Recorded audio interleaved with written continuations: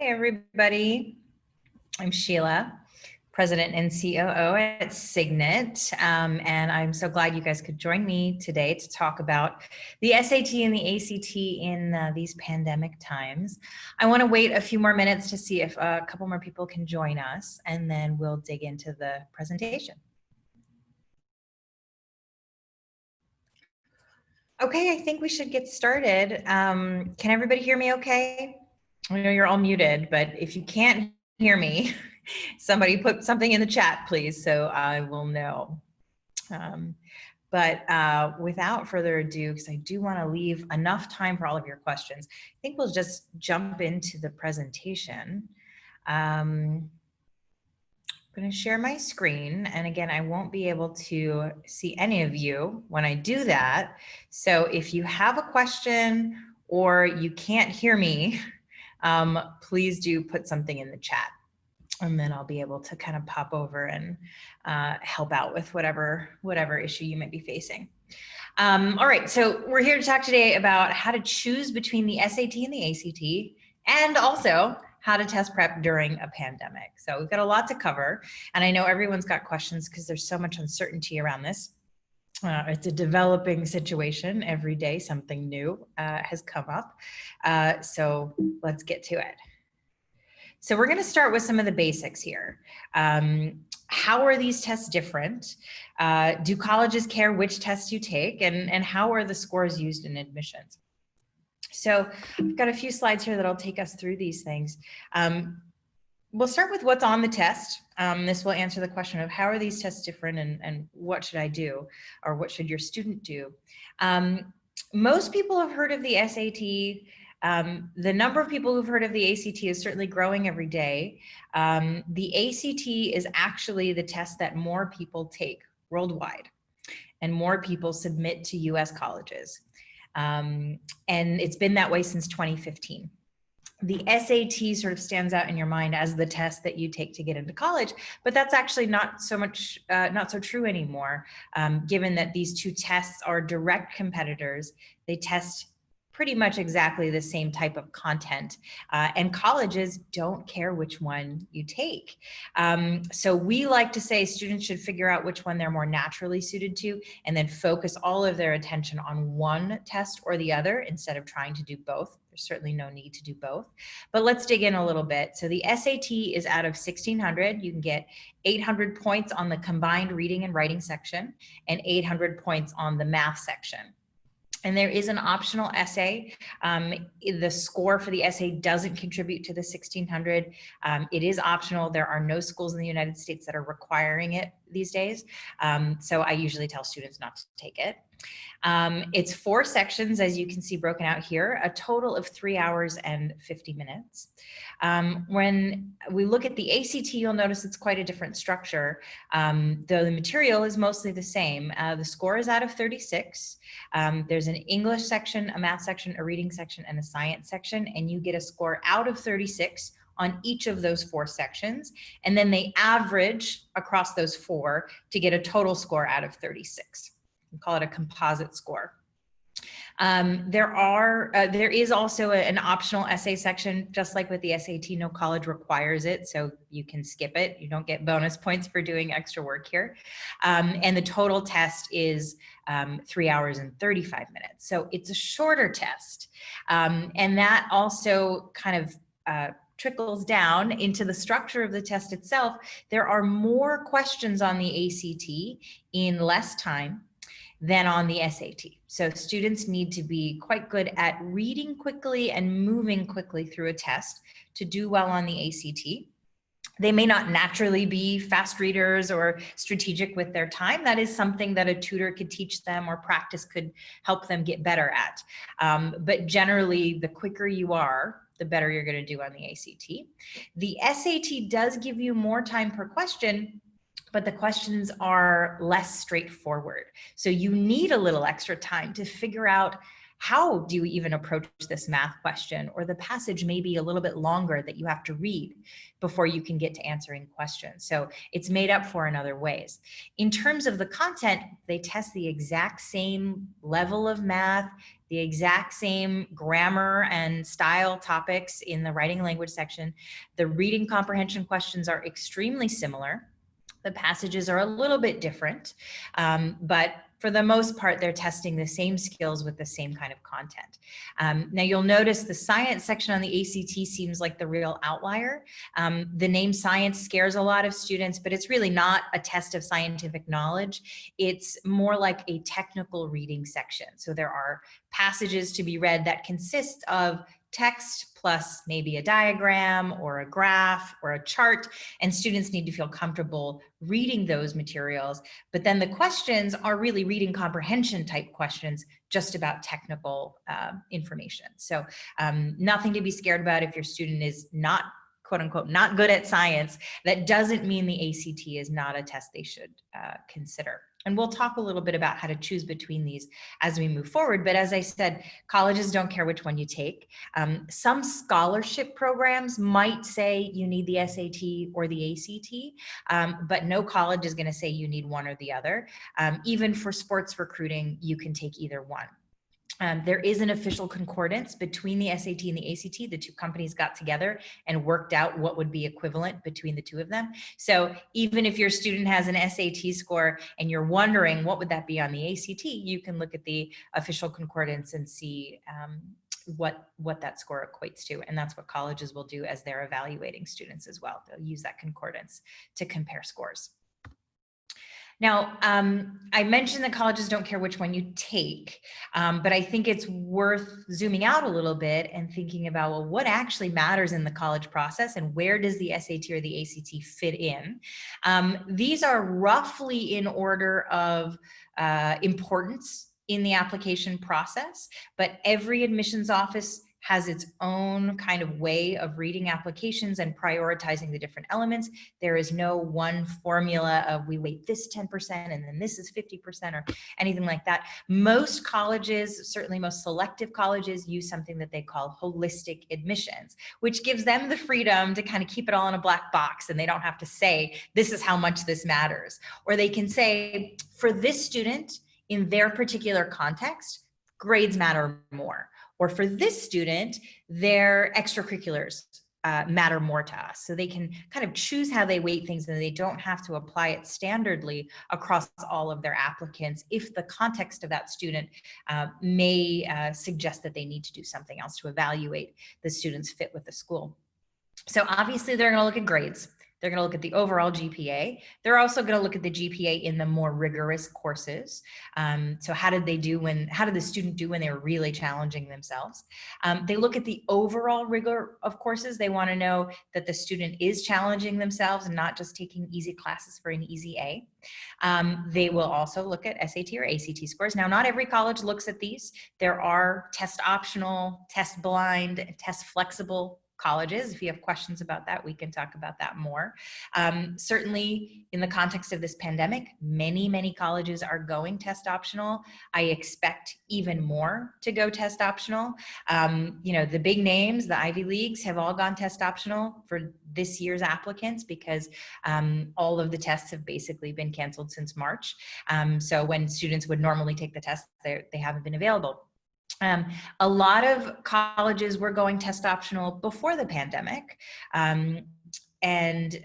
We've seen also some colleges go test optional just for this next year, and others say we're going to do a 3-year experiment. So for the next 3 years, we're not going to require test scores. So it's worth, before you dive into test prep, thinking about the colleges that you or your student are most interested in and seeing what their policies are, if you even need to worry about the SAT or the ACT. Back to my list of holistic admissions factors. The personal essay in the college application is extremely important, and it's often where students can really distinguish themselves. If they've got perfect scores and perfect grades, then how do you tell, all of these talented students apart? Well, it's the essay. That's where the student really gets to speak in their own personal voice about who they are and why they're a great fit for that school. Extracurricular activities and leadership, teacher recommendations, other things that they may be doing outside of school, work, internships, summer programs. People often ask me about the SAT subject tests or AP scores or even the IB. Those can matter, and in some cases they can stand in for an SAT or an ACT score if you're looking at a test flexible school.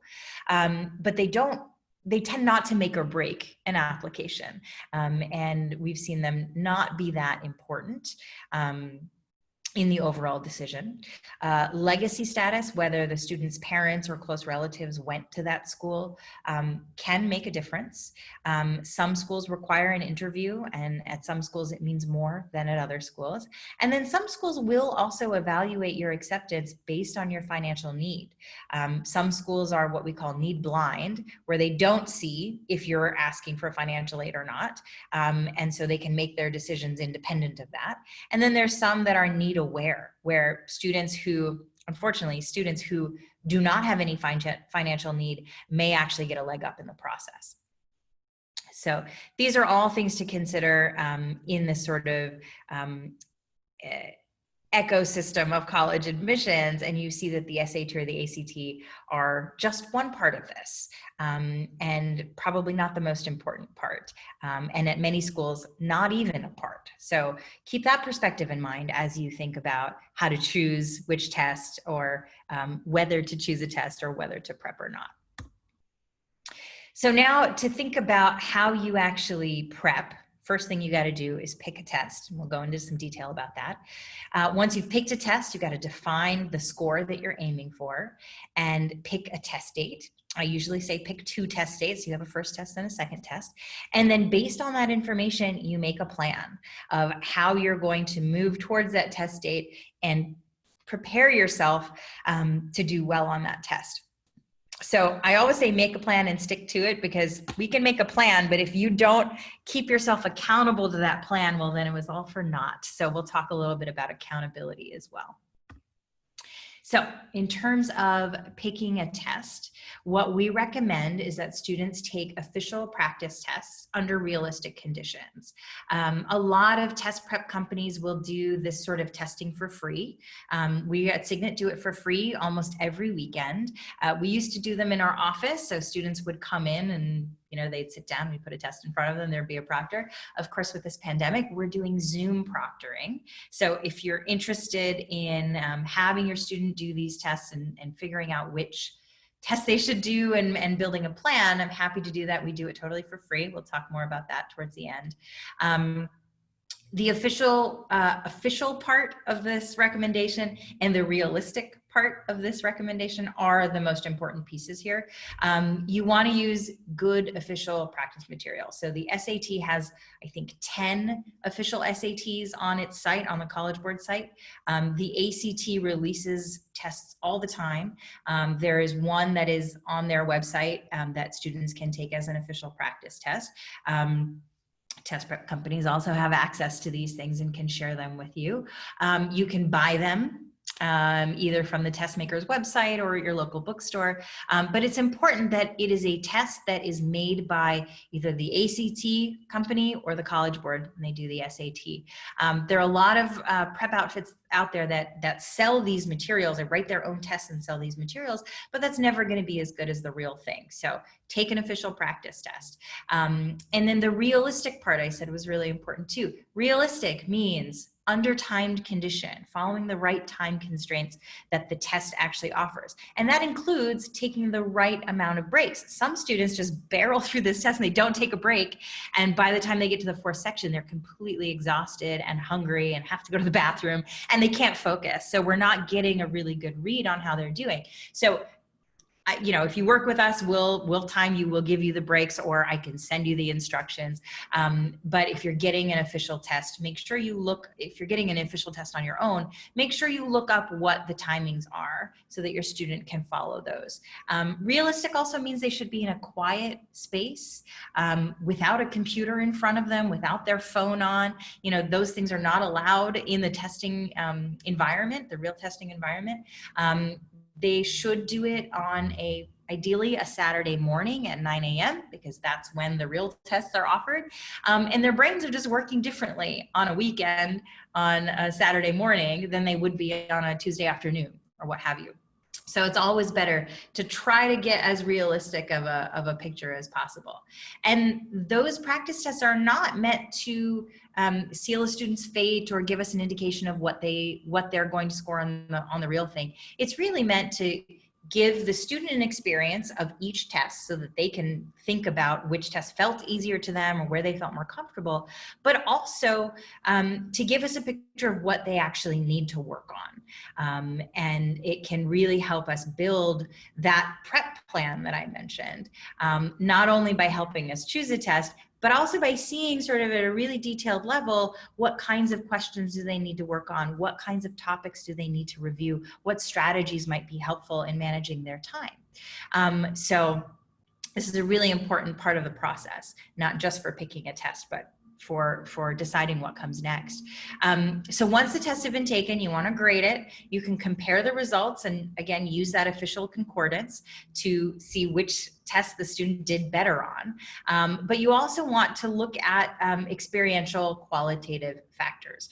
Where did the student feel like they just didn't know what the question was asking them to do? Where did the student feel like the questions were confusing or poorly worded for them to understand? Or where did they feel like, hey, this was a really easy exercise and I actually like this section?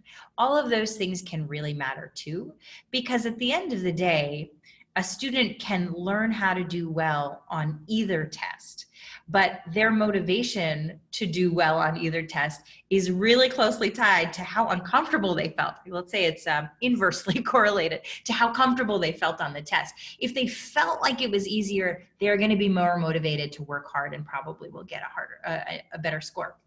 If they felt like it was just hopeless and they didn't understand what's going on and it made them feel stupid, then there's other psychological hurdles to overcome beyond just learning the content and learning the strategy and practicing. So we want to pay attention to how the student felt as well.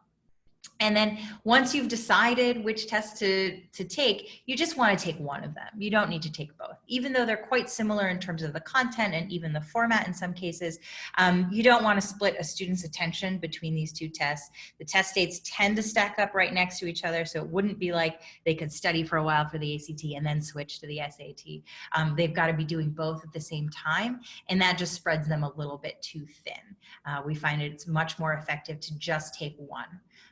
Focus on one and take it. Now, in these times of a public health crisis and tests are getting canceled, you may find yourself in a situation where you thought you were prepping for one test, but that got canceled or that date got moved or who knows what, and you have to switch to the other if you want to get a test in by some deadline or something like that. And so there are always exceptions to the rule, but this is something I wouldn't encourage you to do without talking to an expert. You don't want to switch back and forth and back and forth. That can really mess a student up. So you want to, if you have to switch, you want to do it with some intention and a whole lot of consideration. All right, so once you've picked a test, you want to then define an initial goal score. And this goal could move as a student practices and does further evaluations and improves. But you want to consider a couple of things in setting this goal score.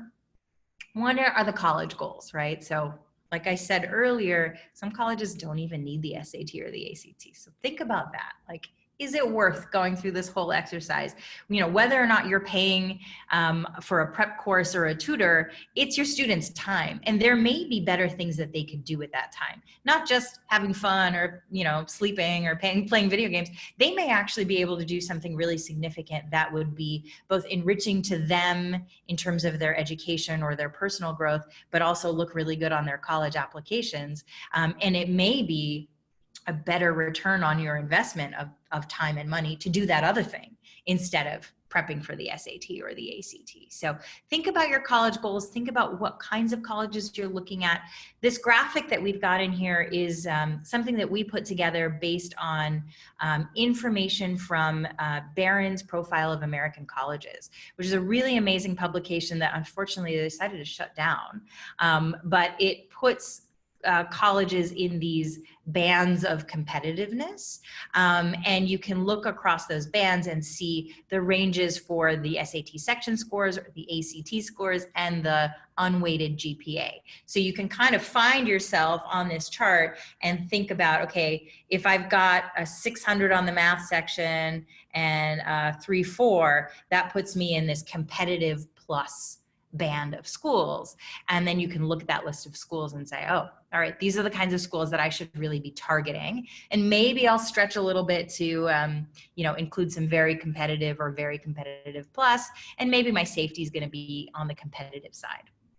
So that can really help you build your college list, which may feel like putting the cart before the horse, but you really want to have a clear picture of what is my score going to do for me? What doors is it going to open for me? And this is one of the best ways to do that.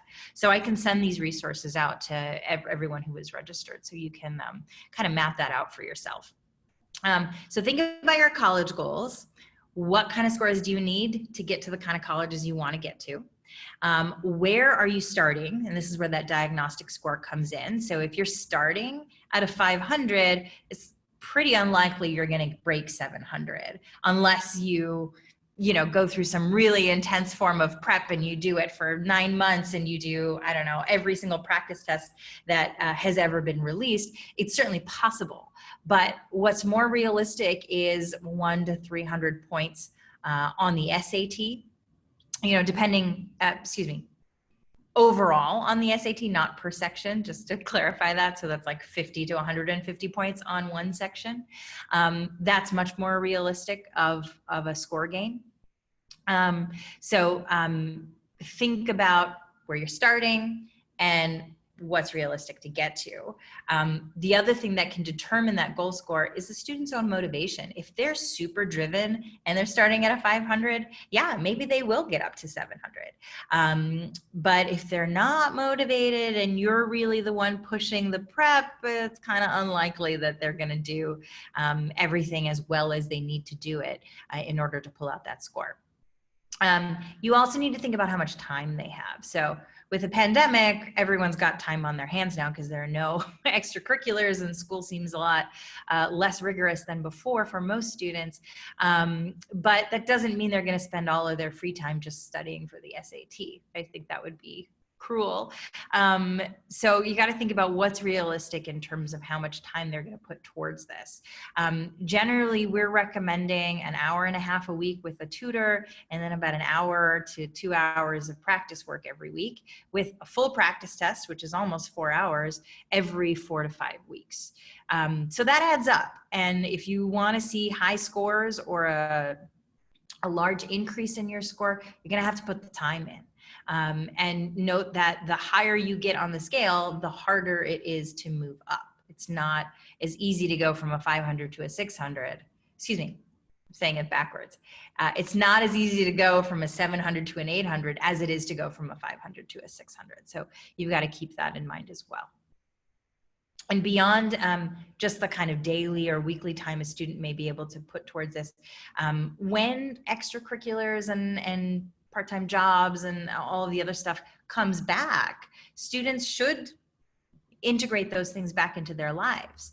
And so if you know your students really into maybe it's drama and there's a winter play that they're going to do, you got to leave some room for that, because that stuff is very important to your students' personal growth, to their college applications, and you could do the SAT in the spring after the play is done, right? So that should all factor into your eventual target score and also the plan that we'll talk about.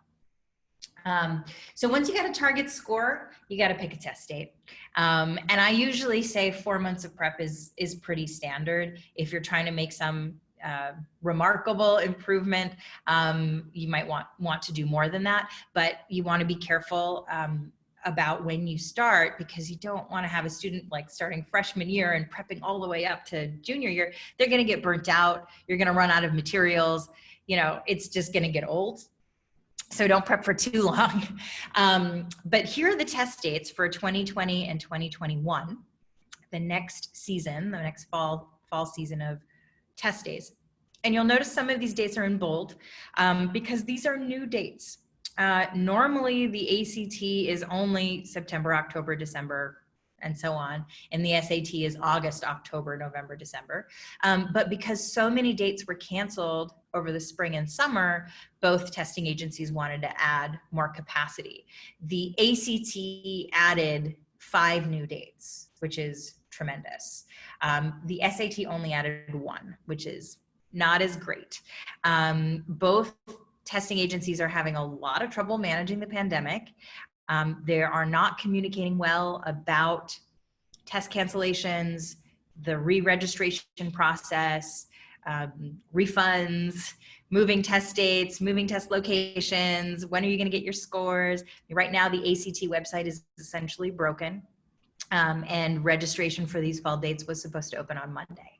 I have heard that a few students were able to register, but more often I'm hearing from parents that they've been on the website for hours and can't get a test date, or it looks like every test center is full. So the ACT actually shut it down earlier today, and then they're going to give us an update tomorrow about what's going on.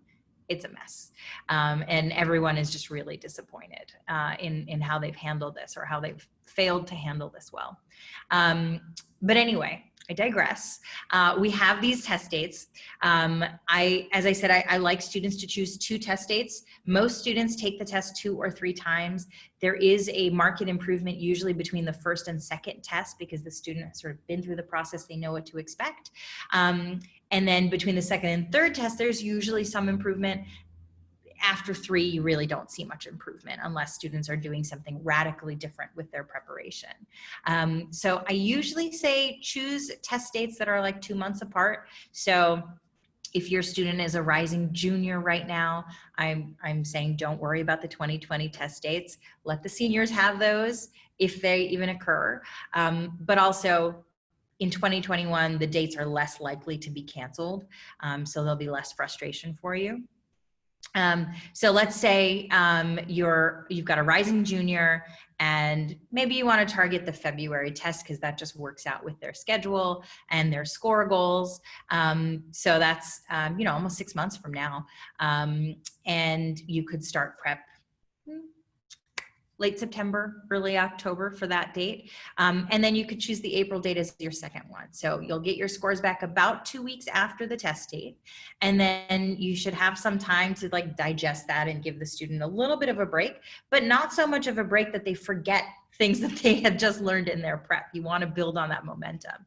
And then, let's say they take the February 6th test, they get their scores back by February 20th. Maybe they start prep again March 1st for that April test. They get another 6 weeks to work on the things that may have gone wrong in the February test for them.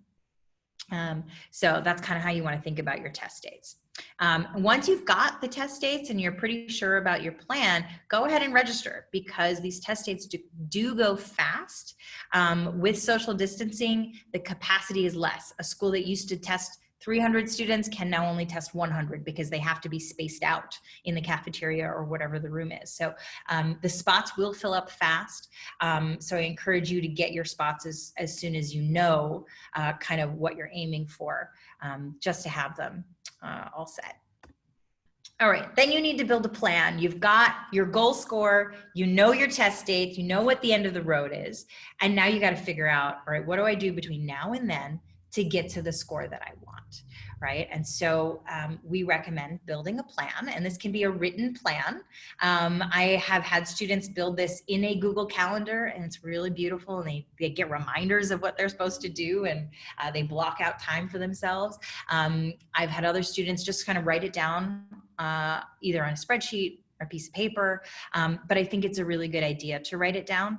And it should have phases and milestones, right? So first, we're building a foundation. We need to learn all the concepts, understand the material, and understand the way the test works. Then you're really focused on practicing everything that you learned, tweaking some of those things as you practice, and building your endurance. And then you move to really just mastery, making sure you're taking full tests over and over again, practicing everything that you've learned, and consistently hitting your goal score. That's when you know you're ready for the real test, right? So in building this plan, you want to have specific dates and specific topics or sections to cover. So what sections are you going to cover by when?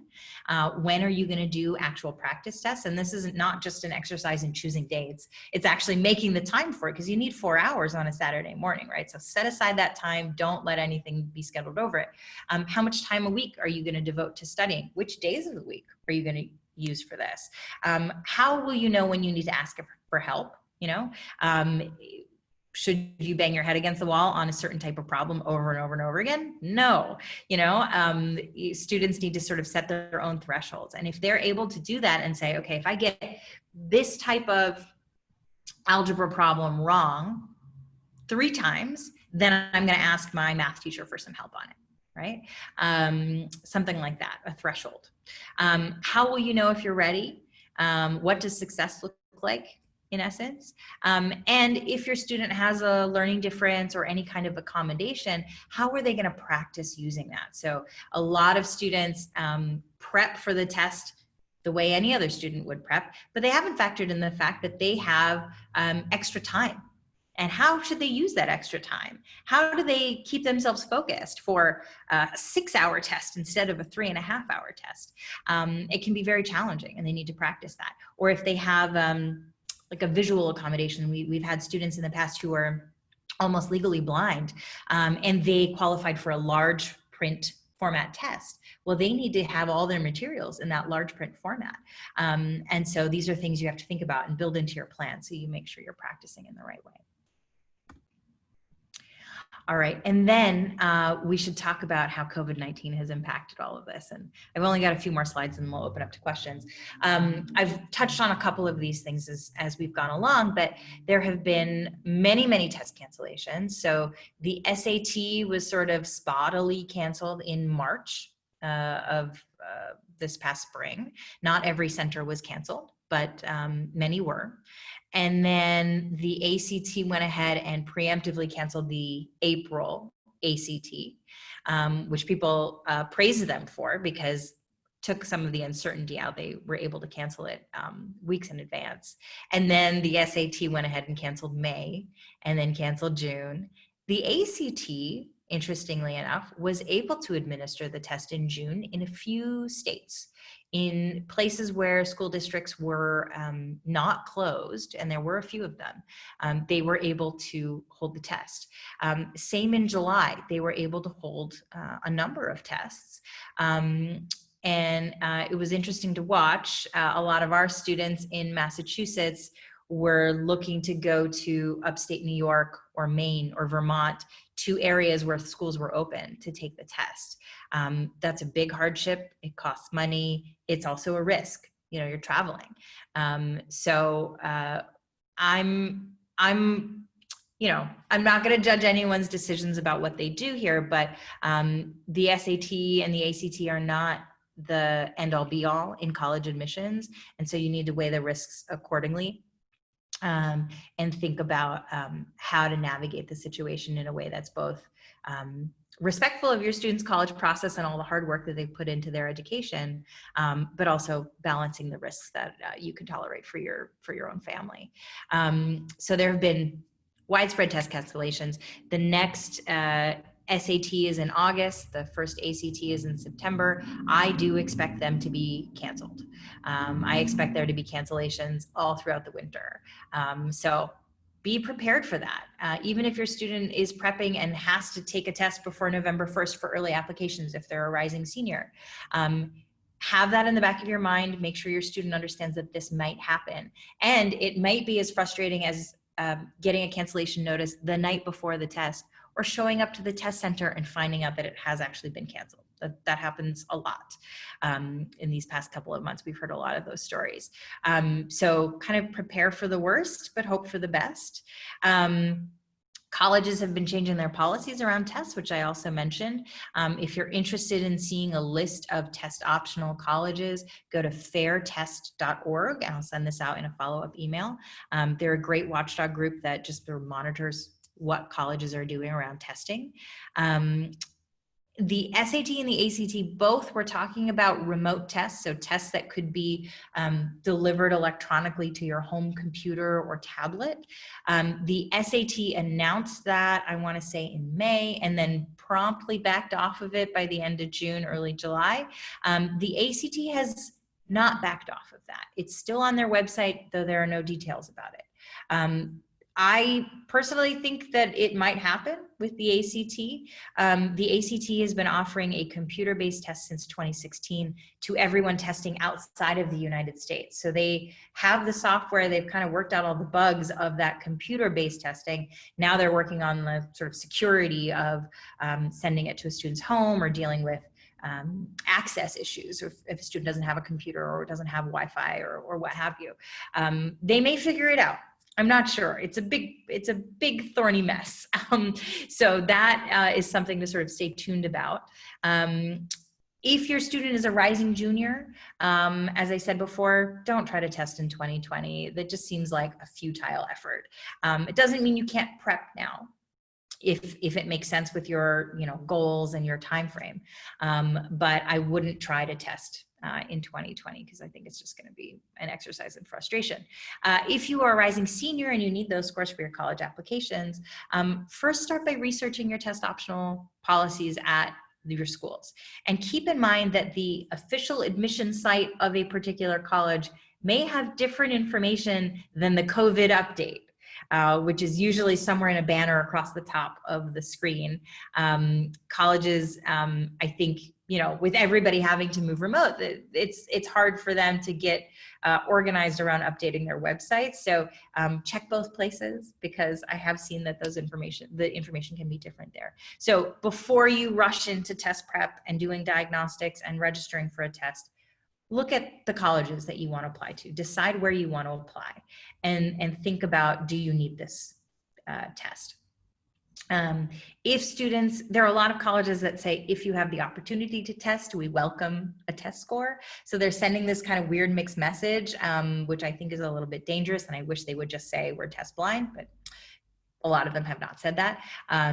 So if you can test and you feel comfortable testing, you should probably test. But if it's a hardship for you, or you have a chronic illness, or you just don't feel comfortable, start looking at some of these test optional colleges, because there's some really great options there. If you do have to take the test, register ASAP. So SAT registration has been open for a while now, and there are no glitches in their registration system. As I said, the ACT website has crashed. So don't try to register for the ACT tonight. Check their Twitter. That's where I'm finding the best information. They said they're going to release an update tomorrow at 1 p.m. Eastern. So you can look there to see when registration will be open. And then just be mentally prepared for cancellations and a lot of frustration. And there are also special considerations to think about for prepping during a pandemic. You always have choices of how you prep, but given the pandemic, some things are off the table. So in-person prep is highly unlikely. At Signet, we're not doing it. We moved everything online back in March when Massachusetts had its stay-at-home order And we, previous to that, we're already doing 40% of our business online. So it wasn't a challenge for us administratively or with our tutors. They all had been trained on how to use our online tutoring platform, and we're all quite comfortable with that. So you'll find that is pretty common with a lot of test prep places, that they're only working virtually and their tutors have experience. So you may have to give up on this idea that your student's only going to be able to work with somebody in person. In my experience doing this for more than 15 years now, it's very rare that students only work well in person versus, you know, not wanting to be able to do anything online. Oftentimes they've had a bad experience with virtual tutoring, a virtual one-on-one session. I don't doubt that that has happened, but it doesn't mean you shouldn't try again. It might be hard to get your student to try again, but most places will offer a trial session or a demo. At Signet we do, and that is usually enough to help a student feel comfortable with working online. So that's one thing to just sort of accept. There's nothing we can really do about that. And you want to find a remote solution that actually works for your student. And keep in mind that there are things that you may be comfortable with, a medium that you may be comfortable interacting with, that your student either is not, or the opposite. You're not comfortable learning online, but they may be. You know, it's a different generation, and they're much more comfortable with technology than the rest of us. So there are a lot of options, right? There's a prep book that you can buy. You could order it online. A lot of them come with access to some sort of website or digital platform, and that can be fine for some students. You need a really self-motivated student, though, to do that. Or you have to be prepared to kind of build that accountability in there for them, or nag them, keep them on track. Those prep books don't really come with a plan. They just have chapters and practice problems. And if the explanation in a chapter is not really clicking with your student, they don't have a lot of other options if they're working with a book. It certainly works for some students. It tends to be the higher scoring students that do well doing self-prep with a book. There are a lot of programs out there that offer pre-recorded video lessons. So it's online and video, but it's not a live person talking to your student. It's your student watching somebody else teach a class, basically. And some students really like that.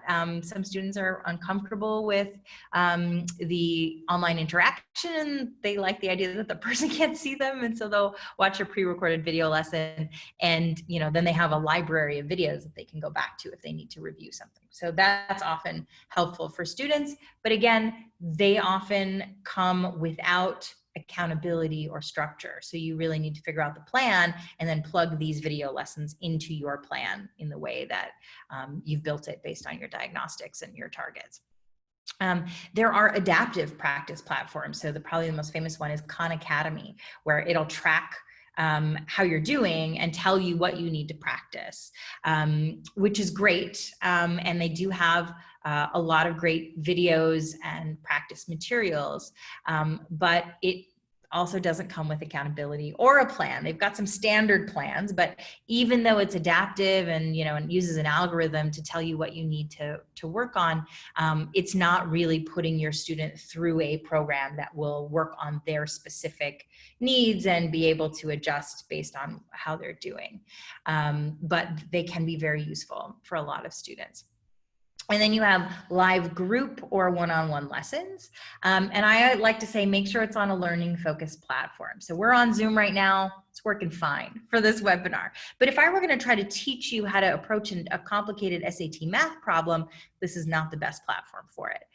There are a lot of tutoring and teaching platforms that are far better, that have a whiteboard where you can upload material and both the student and the tutor could be, drawing on the screen, or offers you a solution where maybe you have another webcam that is focused on what the student is doing on a piece of paper, that will record the video of the two people talking or of whatever's happening on the whiteboard that a student can reference later. They can share files, they can write text, they can leave reminders for each other. So there are a lot of really robust platforms out there. At Signet, we use one called Lesson Space. And we really love it. We've tried a lot of things, and Lesson Space is super seamless. It's got built-in tech support. You don't have a separate video application from the whiteboard. It's all in one screen, and it's a stable link. They don't need to download anything, and they can go back to that link whenever they need to. So that's a thing to think about as well, because you don't want to have to be doing tech support in addition to, trying to teach a student how to succeed on the SAT, or you as a parent don't want to be doing the tech support trying to get your student connected, right? So think about all of that too. And then with all of these, you want to develop accountability solutions. With a group, a live group or one-on-one sessions, that accountability is a little bit more built in, because there will be a curricula that they follow, or a plan that they follow, and a tutor or a teacher who is keeping the student on track and making sure they're doing their homework, and assigning relevant materials for them as they go along. But even when it comes to one-on-one tutoring, the student needs to agree to some sort of accountability, whether that's a weekly schedule, responding to texts in between sessions, sending in their homework, things like that. So that is often something that a parent will have to help out with. And the more responsibility we can shift to the student, the better, right? I mean, it's not on your plate. They're learning how to take responsibility for their own progress, their own success, and things just work more smoothly. So also something to consider during the pandemic, because school is different. And I'm sure you all saw this with online school, maybe asynchronous learning. Your student could just stay in bed all day and say they're getting their work done. And maybe they are, maybe there's not that much work, but it's kind of hard to know. Whereas when they were going to school, they were in the school building, and there was a teacher who was like tracking everything and, making sure they were going from one place to the next. And so accountability is very different when everything is online. So it's worth mentioning explicitly here. And I'll just take a minute to tell you how Signet works with students. I've kind of put in little pieces of this as we've gone along the way, but our tutors build personalized plans for their students based on the diagnostics and the information that they gather from conversations with you, or with the student, or that I might gather from conversations with you. All of our tutors are just incredible mentors. They are extremely academically accomplished. Most of them are grad students at Harvard and MIT, but that's not how they get hired. They get hired because they have a commitment to education, to volunteering, to mentorship, and they really have a talent for communicating and relating to people.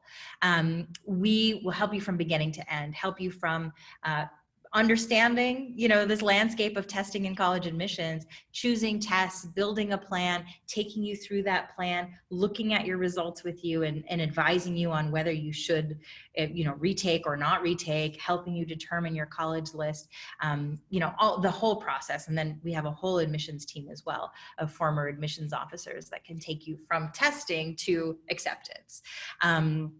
We have a team approach. So our test prep tutors work together very, very closely. I work very closely with every single client and every single tutor. I have an education manager. I have a tutor development manager. And we all collaborate to solve problems for our clients, for our students, for our tutors. And our general philosophy is let's just get this over with. Less time on prep, more time for life. We really believe there's far more to life than an SAT or an ACT score. And there's far more important things in your college application than those things too. That said, we want you to do as well as you possibly can and open every door that you can. So let's do it, and let's do it right, but let's do it strategically, so you're not doing this forever and you can get on with the rest of your life. And these are our core values. Signet is really a values-based company. Values are not a thing that we just kind of have on the wall. These are things that we live every day. We hire by them, we promote by them, we fire by them. We take them very, very seriously. If you work with us, if you worked with us before, you'll know that. You see this in everything that we do. All right, now it's time for questions. I am going to stop my screen share. I know I got a couple of chats in the course of my presentation. And I'll start with those first. So I have a question here about the PSAT. So the PSAT is essentially a practice SAT that is often given in schools mostly junior year, sometimes in sophomore year, usually in October, sometimes also in the spring. It is a slightly shorter version of the SAT, a slightly easier version of the SAT, but it's exactly the same format, the same type of questions, looks very similar to the SAT. And to be really honest with you, it's just a marketing ploy. It's a way for the SAT to get students to take the SAT. But it's also part of a scholarship competition called the National Merit Scholarship Competition. And many colleges participate in that competition. You have to achieve a certain score on the PSAT to be eligible. And then you have to do a scholarship application that includes an essay in order to win the scholarship. The actual scholarship is something like $2,500, so it's not a ton of money. But some colleges will award more money on top of that if you are a national merit finalist or semifinalist. So for some families, it's worth thinking about how to maximize that score. It is not something I recommend prepping for separately from a test. So even if your student is clearly an ACT student, the work that they would do to prepare for the ACT will help them on the PSAT. So instead of saying we're going to do some PSAT prep, go ahead and get started on your ACT prep, because that's going to happen in October. Theoretically, it's going to happen in October if schools are back in session, or if the SAT finds a way to get that to students remotely. So if you are a junior, that's a nice time to be starting to prepare for an actual test. So roll it in with your SAT or ACT prep, and don't worry about it as a separate thing. No college sees that PSAT score. So it really doesn't have much of an impact. I have another question about free diagnostic testing at Signet, the Zoom proctoring that I was talking about. Our next dates are October 9th and 22nd, and you could take either an SAT or an ACT either of those days. We set it up with breakout rooms, so different tests are in different rooms, and a proctor will be calling the time. So if you're interested in signing up for one of those dates, or you want to take advantage but those dates don't work for you, send me an email. I'm going to put my email in the chat. Send me an email and we can work something out. We've basically been doing them every weekend. These are the 2 dates that I have scheduled right now, but I'm happy to add more. And we'll have more into the fall as well if you're not quite ready for this yet. All right, so those are the questions I had from while I was talking. What other questions do all of you have about any of the stuff that we talked about, or even some of the stuff we didn't talk about? Okay, and if you don't want to ask a question in front of the group, you can always email me as well. I'm very quick to respond to emails.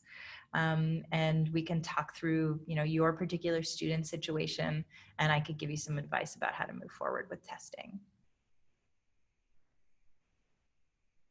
Okay, I don't think we have any questions. So thank you again for joining me. There will be a recording. I will send some resources around afterwards, and please do get in touch if you have questions. Thank you.